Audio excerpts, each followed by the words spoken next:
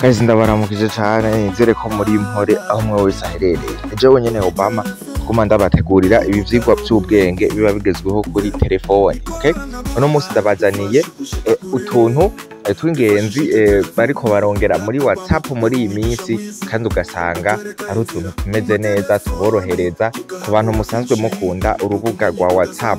No kuvuga iki rero, igihe cose tubabwiye yuko haje akantu gashasha, tubanza uze muri Play Store yawe ubanze ushire ajuru application ya WhatsApp.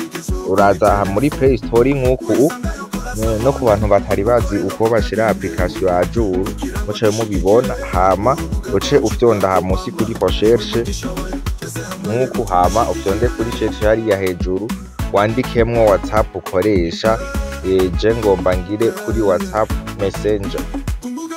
Okay, ufyonda ko kuri hariya hejuru yiza ku WhatsApp Messenger, je murabona yuko iri ajuru capshonda uviye.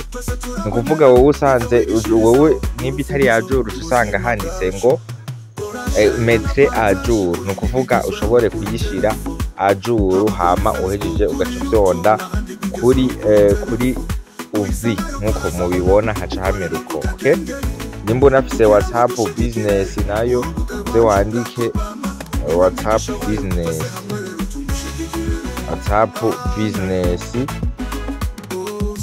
Okay, nayo ugire metre ajuru kugira uyishire ajuru. Aha rero no kuvuga uca winjira muri iyo WhatsApp ugomba uhejeje gushira ajuru. Okay, no kuvuga rero akantu ka mbere bashizemwo banze ndakabere. Akantu ka mbere no kuvuga guys, mbanze ndababwire akantu ka mbere ndabazaniye. Akantu ka mbere rero guys no kuvuga nje kukwereka ukuntu application ya WhatsApp yiwawe yoza irishira ajuru yonyene. No kuvuga wowe utarize kuja kurindira yuko WhatsApp iguherana, yonyene ikaza irishira ajuru. No kuvuga iki rero, biragufasha cyane kwirinda yuko application iguherana upfa gushiramo tumega duharurika, application ica yishira ajuru yonyene direct. Akantu ka kabiri nako no guca ndabasigurira hamwe ho rubona ugize screenshot kuri profile y'umuntu bidakunda nk'akarorero. Okay, turabe nka profile y'umuntu tugira screenshot. Okay, katugire nk'iyi. Okay, urabe tugire screenshot nk'ubu, murabe ukuntu baza kutubona hariya hejuru ko batwereka ngo impossible de réaliser le capture d'écran. No kuvuga ntibikunda yuko tugira screenshot, ivyo navyo turaza kubirabira hamwe. No kuvuga rero ako kantu ka mbere ko kugira ko kuregera WhatsApp zirishira ajuru, uraza hariya hejuru ku tuburungu dutatu, hama uze kuri parametre. Okay, tuze kuri parametre, hama uze aha musi guys.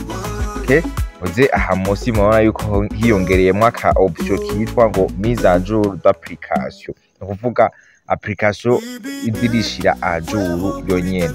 Ufyonze ko rero uza gucuraba yuko utu tuntu twuguruye nk'uko. No kuvuga mu gihe twuguruye application izirishira ajuru mu gihe ikeneye mise à jour nyene. Okay, aha naho n'ama notification ikwikeneye mise à jour icikuha notification kugira ubone yuko iriki iraja ajuru. Wakarero n'akantu ka mbere k'ubwenge warukeneye kumenya kuri WhatsApp. No kuvuga iki rero kandi kantu ka kabiri ku batari mu kazi canke mutari mu gasobanukiwe, no kuvuga impamvu ugira screenshot kuri ifoto y'umuntu, profile y'umuntu canke statut y'umuntu ntibikunde.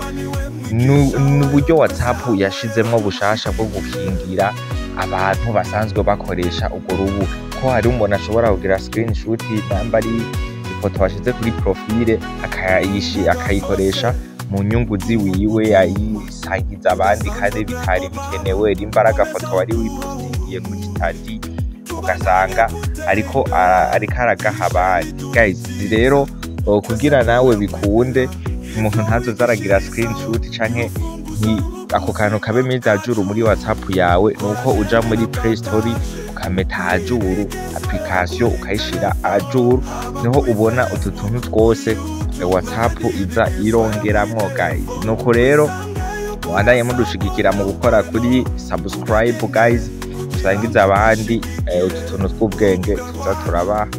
Rero mwakoze kubana natwe kuva ku ntango ya video gushika ku mpera yayo. Bye bye, tuzosubira mu kandi ga trick kazokurikira. Ciao ciao.